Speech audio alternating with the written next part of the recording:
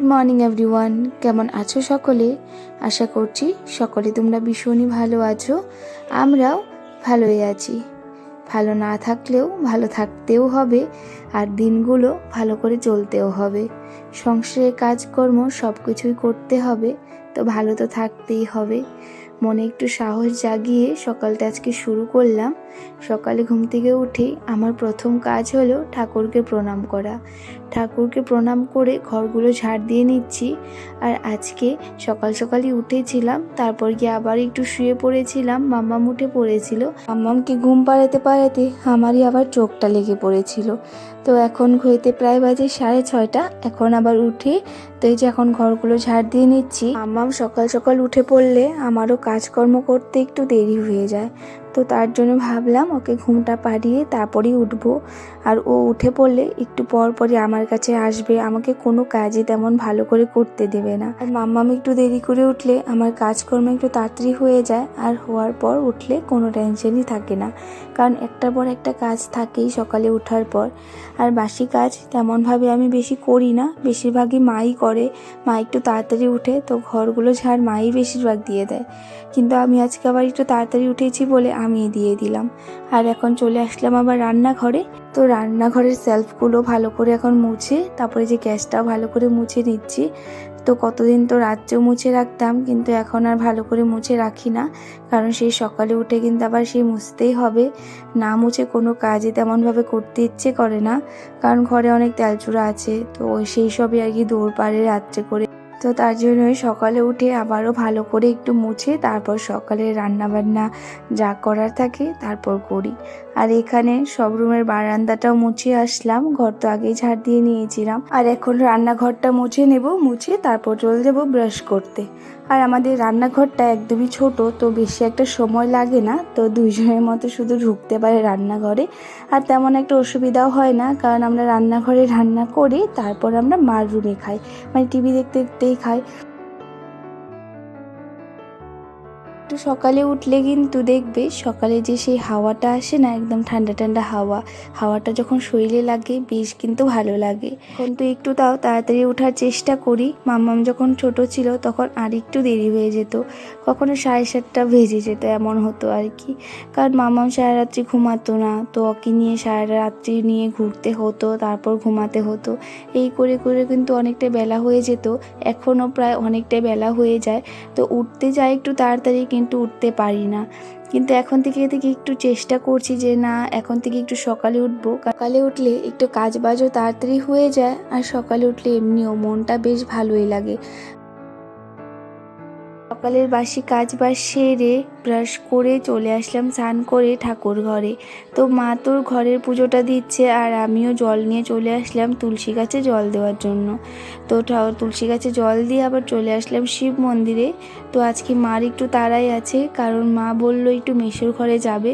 মেসোর না শরীরটা তেমন একটা ভালো না, তো মাসি আজকে সকালেই ফোন করে বলছে একটু এসে দেখে যেতে মেসোকে। তো আমরাও যেতে পারি, তো তাই আর কি মা একটু তাড়াহুড়ো করে পুজোটা দিয়েছে। আর কালকে একাদশী ছিল মা, তো সকালে বলল যে তুমি শিব মন্দিরে পুজোটা দিও, আমি আর দিব না। তো মা ঘরের পুজোটা দিয়ে এসেছে, আর আমি যখন শিব মন্দিরে ঘরটর মুছে যে পুজোটা এখন দিয়ে নিচ্ছি। আজকের ওয়েদারটাও এতটাই খারাপ হয়ে রয়েছে, মানে মনেই হচ্ছে না এখন 7:30 পৌনে 8টা বাজে, এখন এত মেঘলা হয়ে রয়েছে আকাশে, যেমন মনে হচ্ছে এখনই সে বৃষ্টি নামবে।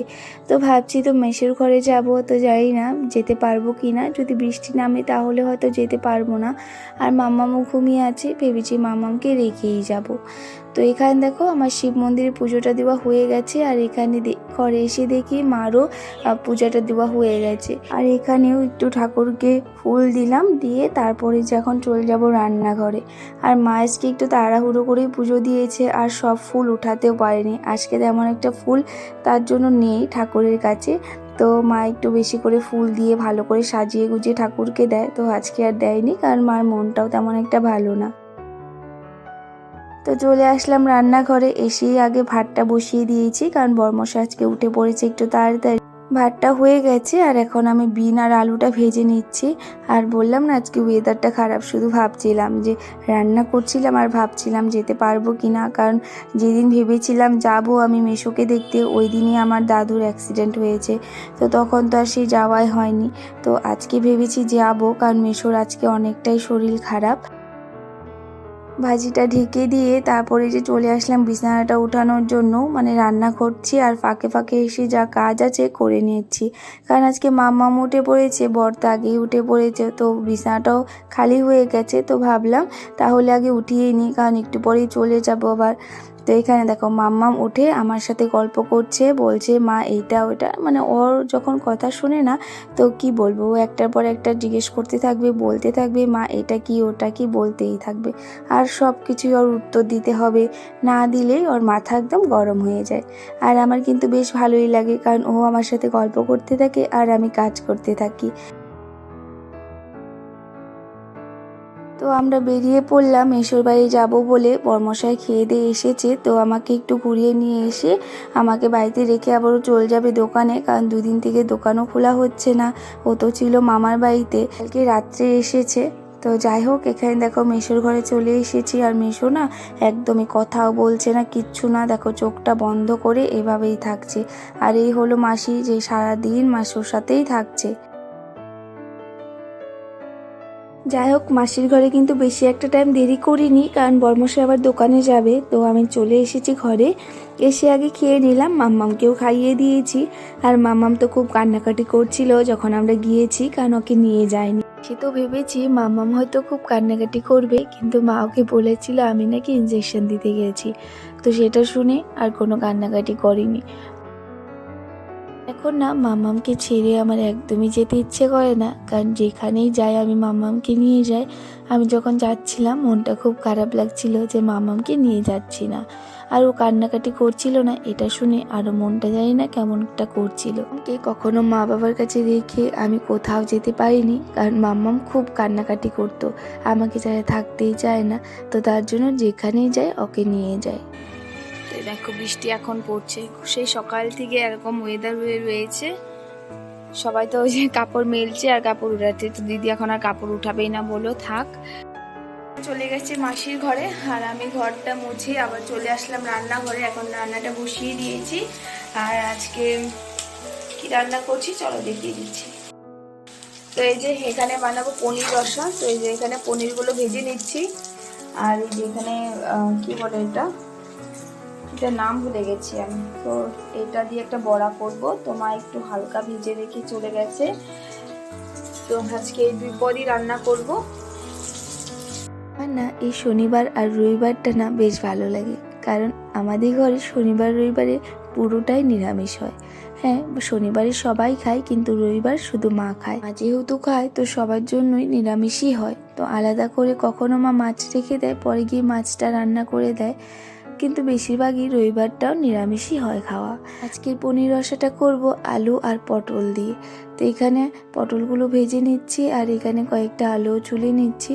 ছোট ছোট আলু না প্রেসার কুকারে একটু সেদ্ধ করে নিয়েছি। আলুগুলো আনা হয়েছিল আলুর দম খাওয়ার জন্য, কিন্তু আলুর দম তো আর খাওয়াই হলো না, সে কবে এনেছিল, তো নষ্টও হয়ে যাচ্ছে।